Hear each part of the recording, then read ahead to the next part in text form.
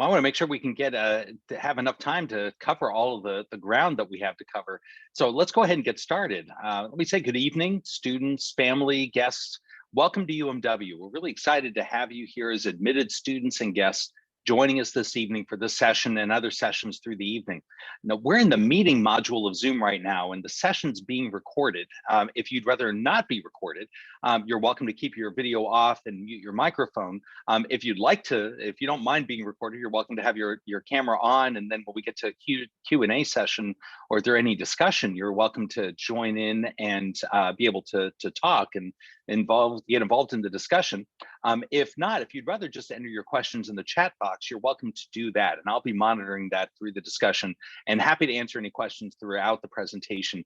We'll also have time at the end of the meeting to be able to answer any questions that you might have, and we'll have plenty of time for discussion about the major, about the department, as well as about UMW. I've been here for quite a while, and I'm happy to tell you about any aspect of university life at UMW. Well, let me get started and introduce myself. My name is Anand Rao. I'm a professor of communication, and I'm chair of the Department of Communication and Digital Studies. My doctorate work was in rhetoric and argumentation, and I've been a faculty member at the University of Mary Washington since 2002. It's been quite a while. I've had two of my own children attend UMW, and one is graduating just this spring in a few weeks and has had a wonderful experience. And I've worked with thousands of students over the years on special majors in communication. And I was also the faculty member behind the development of this major in communication digital studies. And we're very excited to have it as a new department just this year.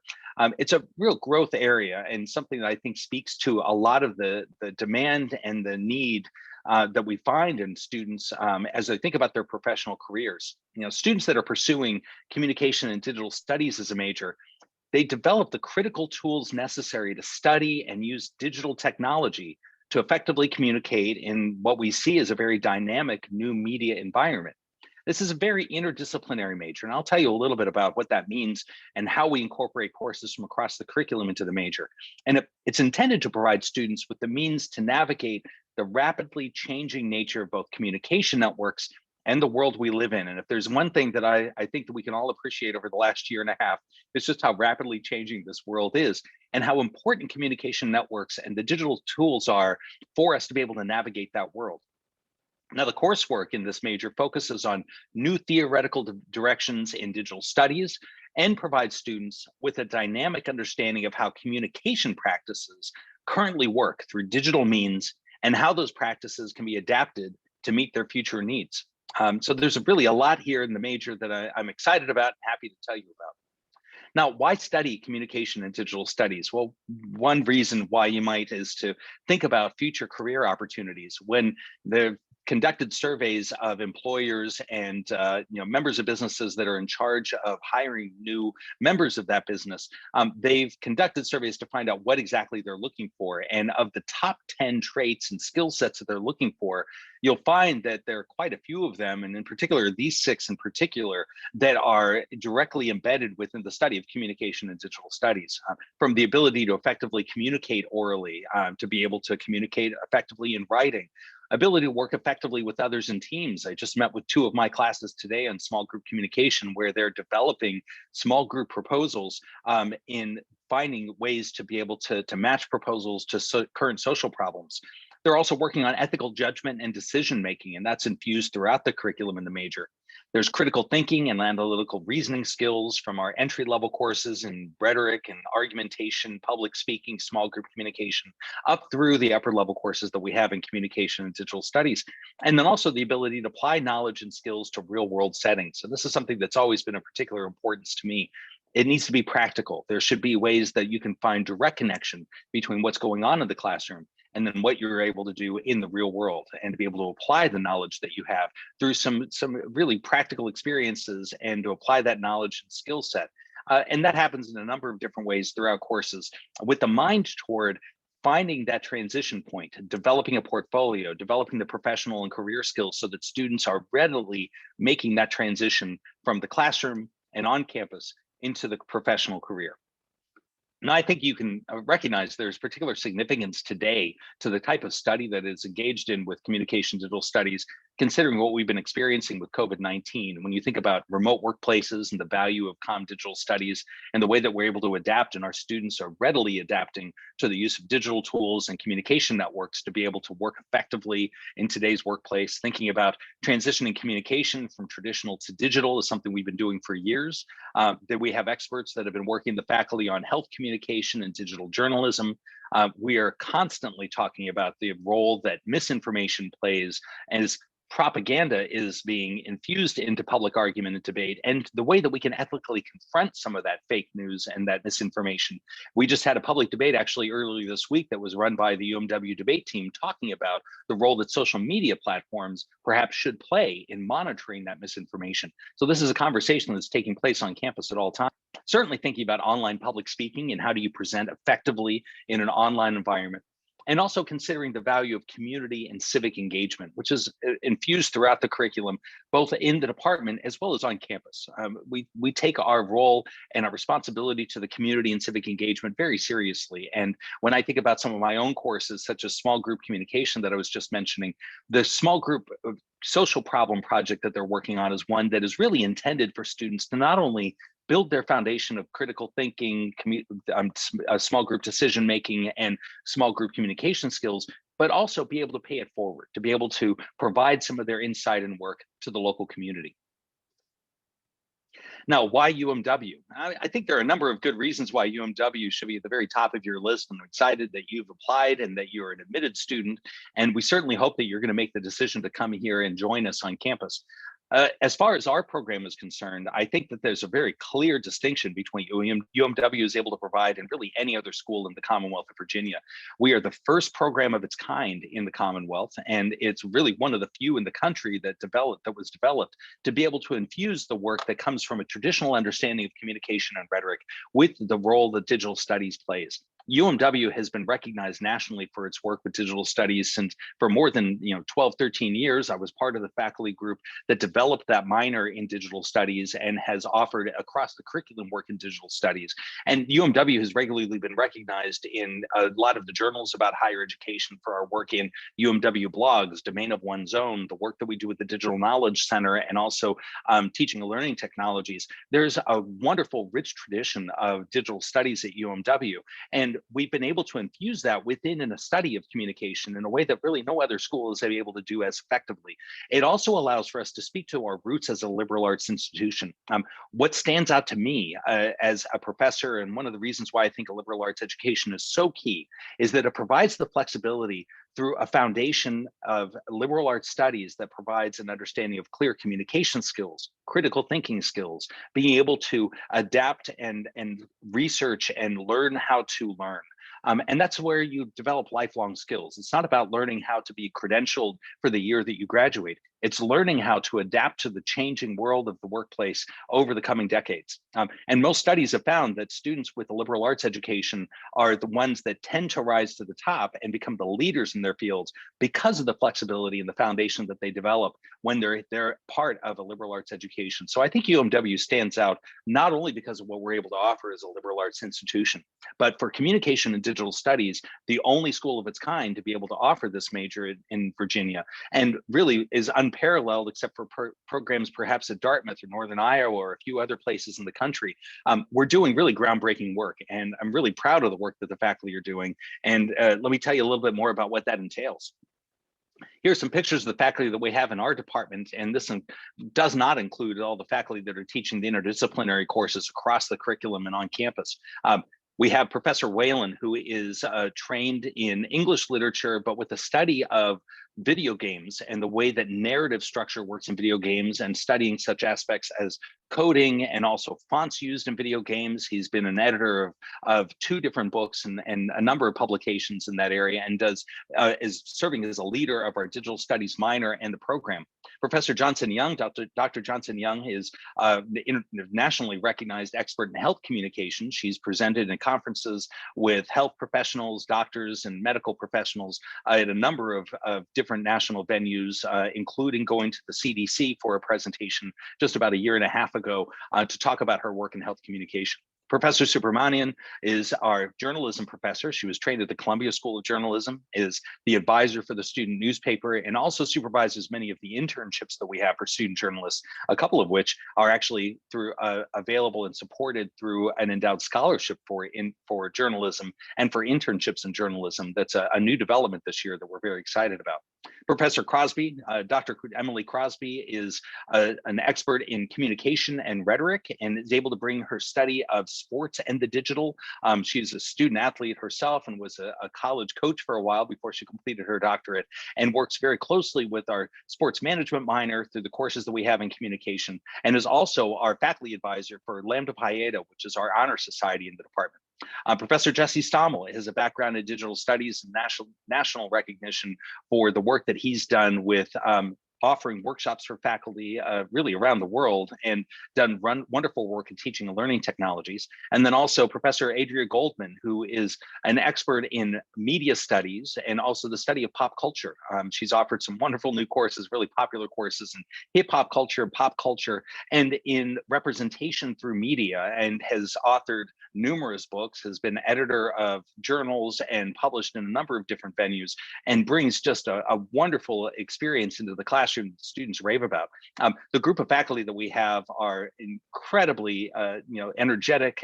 They really love working with students, which is why they came to Mary Washington, to a teaching institution where they work closely with students, and they've been able to provide wonderful opportunities over the years already. Now, when we think about graduate programs and job placement, here's an example on a map of some of the places where we've had students continue on for internships, for graduate school, and for job placement as well. A number of different institutions, including those institutions that have provided full funding for students coming out of our program to continue on with their study of communication at the master's and doctoral levels. I actually have some more to add, as I've heard from past students that have now told me that they've gone on. I have a student that had a full assistantship in Alabama, who's now studying in the University of Nebraska, where she'll be receiving her doctorate and working toward her doctorate. Again, a full funding assistantship in communication. Also a student that is working in the Georgetown University's program in communications, strategic communications, and also a student that I found out is working at American University in strategic communication. Some really wonderful placements, and part of that begins with the work that we do with internships. We really encourage our students to pursue internships. It's something that can count as credits within the major. And we work very closely with the Career Center so that the students can then find opportunities for the internships while they're working as undergraduates, and then continue on. And often those become jobs that they're able to pursue after they've left UMW. Now, the CDS major itself is, you really think of it in terms of 3 buckets of credits. It's designed to be a very flexible major. It's one that's interdisciplinary in its design and through its foundation. And it's also meant to work very well to support students through internship and individual study, and also to potentially double major, which is something that I encourage my own students my own advisees and my own kids to do, because that's a great way to help differentiate you from others as you graduate and move on to your career or graduate studies. So within the CDS major, we have the first bucket of courses, and those are the communication core, and those are 15 credits, 5 classes that everybody in the major takes. And these are courses that are almost all of them offered every semester or multiple times over the course of the year. Public speaking, small group communication, really foundational communication skills that incorporate ethical decision making and small group decision making and group work that are really speak to what I was saying a little bit earlier about what employers are looking for. Our Introduction to Rhetoric and Communication is a theoretical course, but also looking at the way that you can apply the study of communication and digital studies to a whole host of different realms, thinking about it in professional settings as well as in scholarly settings. Then we incorporate communication research methods, and finally building to the Seminar in Digital Rhetoric, COM 460, which is typically taken the last semester that a student is at UMW. And in that course, they're able to work on a number of different projects or papers where they're able to do a culminating piece of work that shows as kind of a capstone of all of the work they've done throughout the major. Within the digital studies core, there are 9 credits that all students complete, 2 courses that everyone completes: Digital Studies 101, Introduction to Digital Studies, and then Digital Studies 395, Applied Digital Studies. And then students have a choice of one of 3 courses: Arts 104, Digital Approaches to Fine Arts, Computer Science 106, Digital Storytelling, or Computer Science 110, Introduction to Computer Science. The reason why we have this offering and the choice of these 3 is that students at this stage, even early in the major, can start to develop their area of expertise. The idea is that they should have this area of expertise, their niche that they're able to develop so that they can be distinctive in the work that they're doing, and they can pursue more individual study and a more advanced level than you would find at almost any other undergraduate program.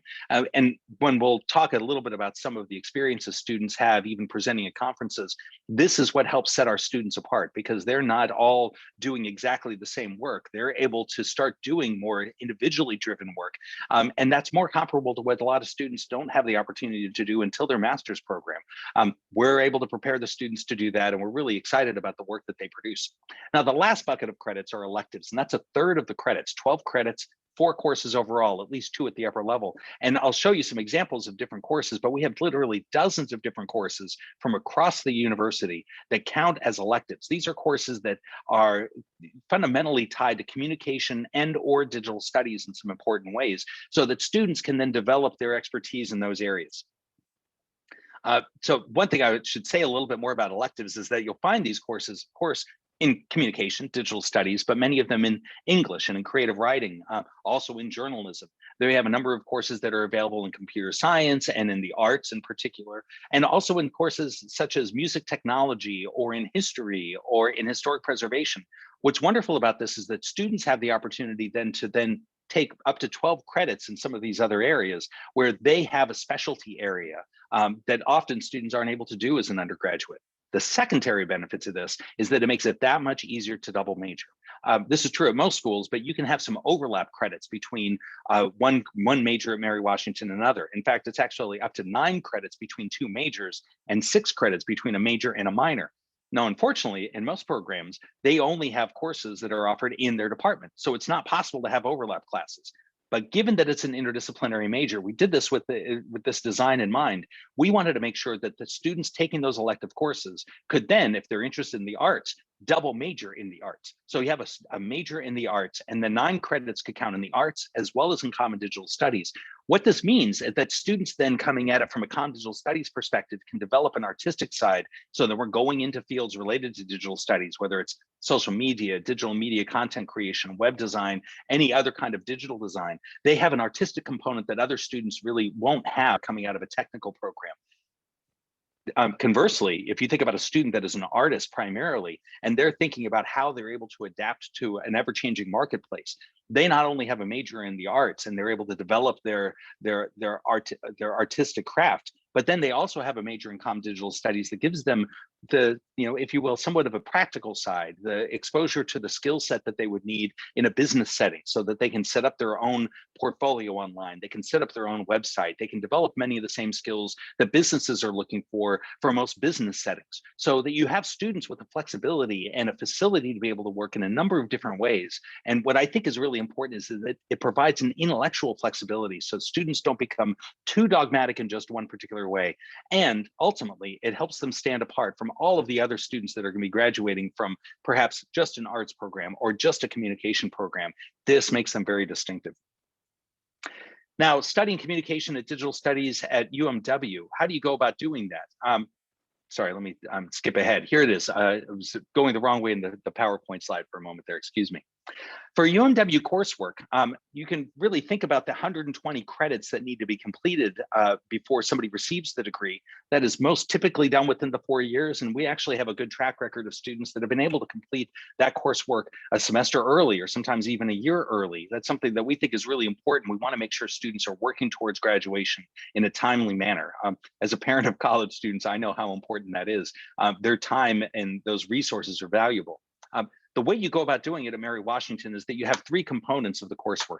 There's a general education component, and that's really crucial to the liberal arts understanding of the education at Mary Washington. These are roughly 37 credit hours with foundations, connections, methods of investigation. And, sometimes students are not fully aware of why they're taking those courses, or don't have a full appreciation until they've actually been exposed to these areas. This gets back to that intellectual flexibility that I think is crucial. It would be one thing to graduate and be able to take on one job or one career, but that's not what the marketplace of the future looks like. And I think as most parents would recognize and guardians would recognize, you need to be ready to move to different types of career paths and perhaps maybe changing career paths entirely. And the way you're able to do that effectively is with the liberal arts foundation, and that comes comes primarily through the general education requirements that we have. Now, we have also done, I think, a pretty fair job of incorporating a number of those requirements into the major. So writing intensive courses, we have 2 of those in the major. So 2 of the 4 would be satisfied in the major. Of course, speaking intensive is a communication major after all. The digital intensive requirement, being able to satisfy something like After Mary Washington and Beyond the Classroom. There are a number of ways that students can satisfy, 9, 12, 15 credits that would have been part of the general education requirement within the major. And that moves to the second component of the UMW coursework, the major requirements. I just told you a little bit about comm digital studies.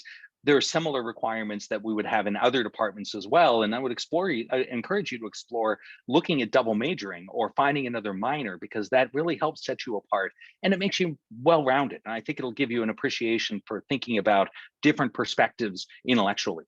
And then finally, we have electives. And of those 120 credits, there are quite a few free electives, we call them. Now, you need to get to that 120 credits.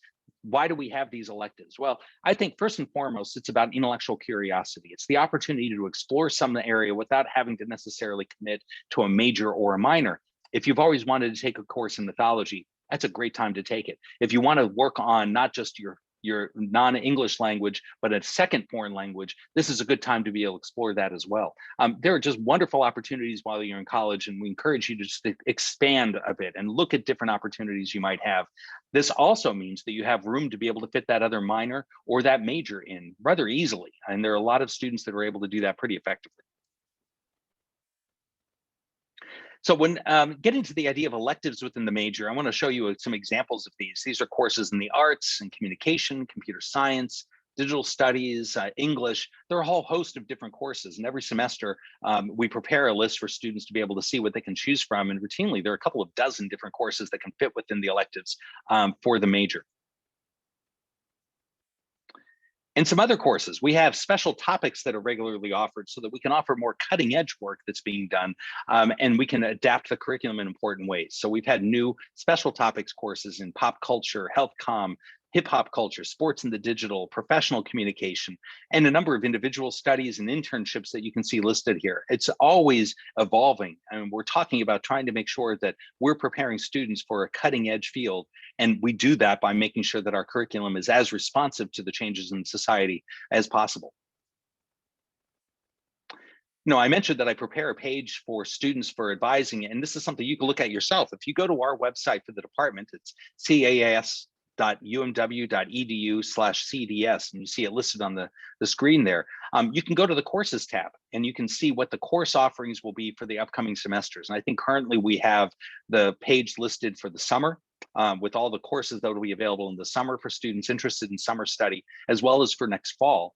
And if students contact me, I can always give them a projection of when courses will be available for subsequent semesters too. And that's something they're able to meet with their advisor to talk about, to have a good plan towards degree completion. This is what that page looks like, and it can look a little overwhelming until you're familiar with what the major really means. But this is intended to make it easier for students to see, all right, I have a public speaking requirement. What do I need to take? Here are the 5 sections that we have available that semester. So it makes it much easier to support students as they're making plans through advising. Now, what about some of the real experience and the application outside of the classroom? We have what's called beyond the classroom. And when we think about beyond the traditional classroom, there are a number of ways that this is exhibited. Here's some good examples. When you think about student journalism, certainly within English 301 or English 380, which is now characterized as Journalism 380, we have a practicum for student journalists where they're able to work with the Blue and Gray Press. And that's an online publication that also has a print copy that's made available on campus. We have publications like the Fredericksburg Magazine that are available in other literary journals that students can participate in. This is a great way for students to be able to develop their portfolio. Let me respond to a question that's here in the chat saying that I noticed that all of the Intro to Digital Studies classes for the fall are listed as full. Do you hold any spots for freshmen? Yes, in fact, we do. We have a limited cap for students that are continuing students, and then we've reserved some seats for students that are coming in as first-year students or transfer students. So we have reserved some seats for students coming in next year. It's also important to note that a course like Digital Studies 101 can really be taken at any time, and the first semester it's not entirely necessary. The FSEM is a wonderful example of a course that is already, of course, set up for a student in their first semester. And there's some great entry points from that into the work that they might be able to do that will lead into Digital Studies 101. Yeah, great question. Thanks for asking. Now, some other examples of beyond the classroom experiences, conference presentations. We've had a great track record of students that have presented at local, regional conferences, scholarly presentations. We have the Virginia Association of Communication Arts and Sciences. That's a conference that's been held at George Mason University 2 years ago. And then last year was held at Radford, and we've had students that have presented there.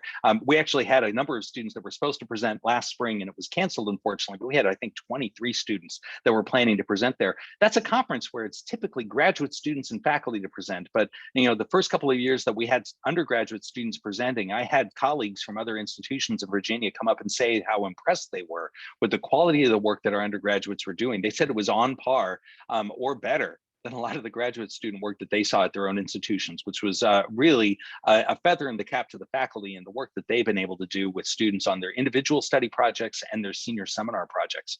We also have the National Association of Communication Centers, and we have a wonderful communication center at UMW to help students with their oral communication skills. We've hosted that conference. Here's a picture from when it was at James Madison University, and we had one of our students in the middle of the picture there, Ray Celeste Tanner, who was a presenter at that conference and was also an assistant in the center. And then we've also had presentations at conferences like the Association for Education in Journalism and Mass Communication when it was held in Washington, D.C., and also the National Communication Association. Now, as far as student research, I think I mentioned the 23 students that were accepted last spring for conference presentations. We have a number of students that have submitted presentation proposals for this year. The Virginia Humanities Conference is another one that we've had students present at and had conference presentations supported. And we've also had a good track record of student support, receiving funding from UMW for undergraduate research grants to support those projects and to attend those conferences. I mentioned before Dr. Emily Crosby, who's the faculty sponsor for the Lambda Pi Eta. That's the honor society in communication and digital studies. We've had a really wonderful run with this organization, the number of students that have qualified, and the standards are very high. It's a 3.5 in the major, 3.0 overall, number of credits within communication. And we've had a record number of students in comparison when you think about the ratio of the number of students in the major that have qualified because of the outstanding work that they've been doing. And many of them are the ones that are going on to these conferences and going on to graduate study. And we're really proud of that track record. I also want to make a note of one student that we worked with very closely. She's now the student that I mentioned is at the University of Nebraska working on her doctorate. She was one of the founding members of Lambda Pi Eta's chapter at UMW, student in Comm Digital Studies at UMW. And here's a picture when she attended the National Communication Association conference in November 2017. And she was actually elected to the national board for student advisory board for Lambda Pi Eta, which was really wonderful. So even within the first couple of years of being around, Lambda Pi Eta was able to be recognized nationally for the work that they were doing. And that representation was really wonderful. And Christine has also been back and back virtually even this semester, helping out with alumni panels, talking about graduate school and thinking about next steps for students coming from UMW. So I know that I've thrown a lot of information at you. I want to stop there, though, and see if there are any questions that you might have. And as I mentioned before, I've been here for a long time, and I've worked in a number of capacities. I've directed the first year program, so I'm very familiar with the first year seminar. I've taught a number of the FSEMs. I've directed the Speaking Center before, directing and serving as chair of the department. And I've worked with a number of our campus partners across campus. So if there's any question you have about UMW, I'd be happy to answer.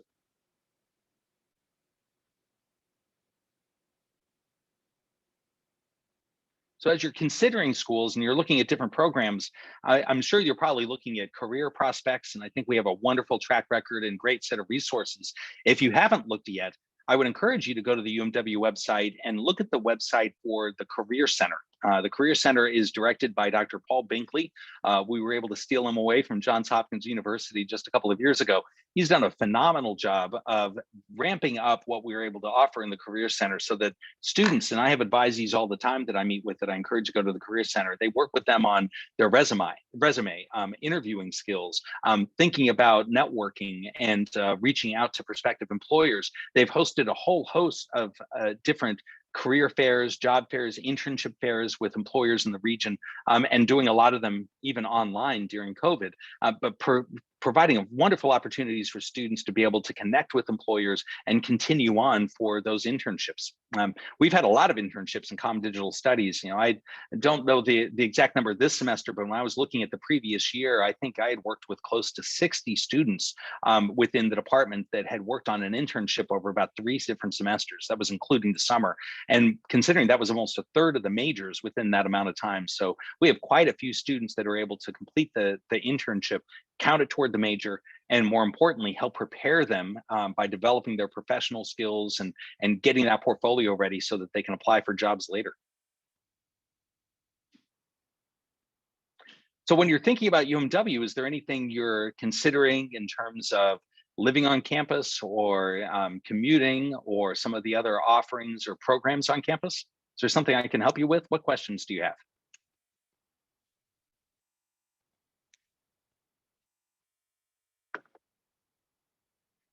And I think it's my understanding that as admitted students, you should be receiving, if you haven't already, your placement in a first-year seminar. And so I'd be happy to tell you about any of those if you have questions. That's a really wonderful program. I was part of the quality enhancement plan that put together the idea of the FSEM in its current form. We've had FSEMs for quite a while. But that serves as a really wonderful foundation for students because we incorporate speaking and writing and research, and students are exposed to many of the support centers on campus, from the library to peer tutoring to the speaking center, writing center, digital knowledge center. And the other thing about it that I think really stands out, aside from the fact that it's limited to just 15 students, which is great because you have just 15 students working with this faculty member, but that faculty member in almost all cases serves as the academic advisor for the student from the beginning of their time at UMW. I don't know for any of the parents or guardians that are on the call that may have a different experience when they were undergraduates. I certainly did. I remember going to a much bigger institution that they had graduate students serving as advisors, and they were very well intentioned and very nice, but they just did not know the curriculum.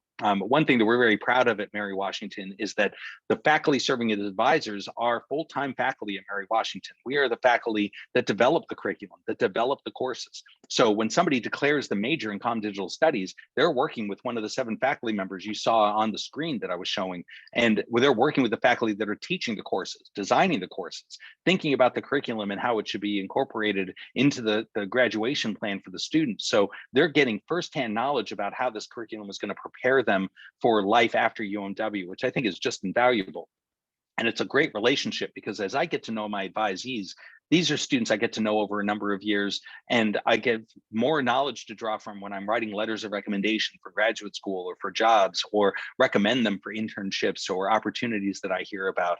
It's really great to be able to develop that kind of relationship. And there are not a lot of schools that provide that opportunity to be able to work closely with faculty and to make sure the faculty, especially in something like the FSEM, are able to work with students that closely from day one.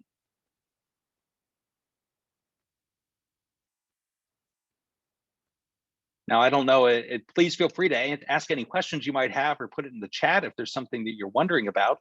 Even if it's about other programs, I have a lot of good friends and colleagues in other departments on campus that I think offer great courses of study. And I often encourage students to double major or even pursue other majors if that's the right fit for them. So I'm happy to answer questions about that.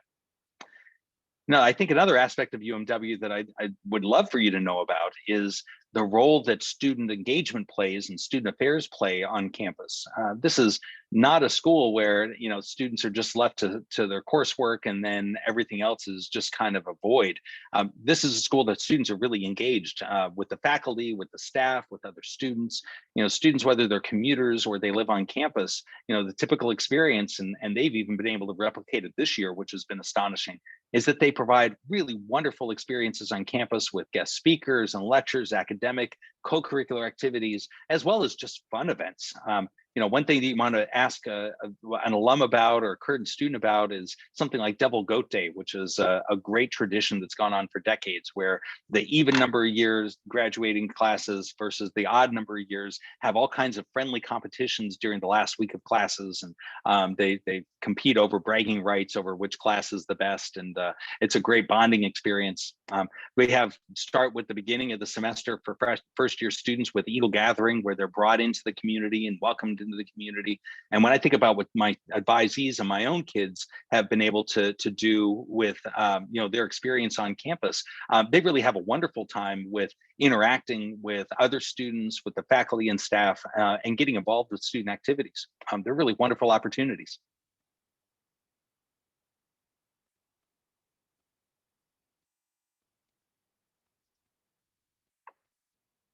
Well, I greatly appreciate you taking the time to join me this evening. And, I'm going to put my email address in the chat.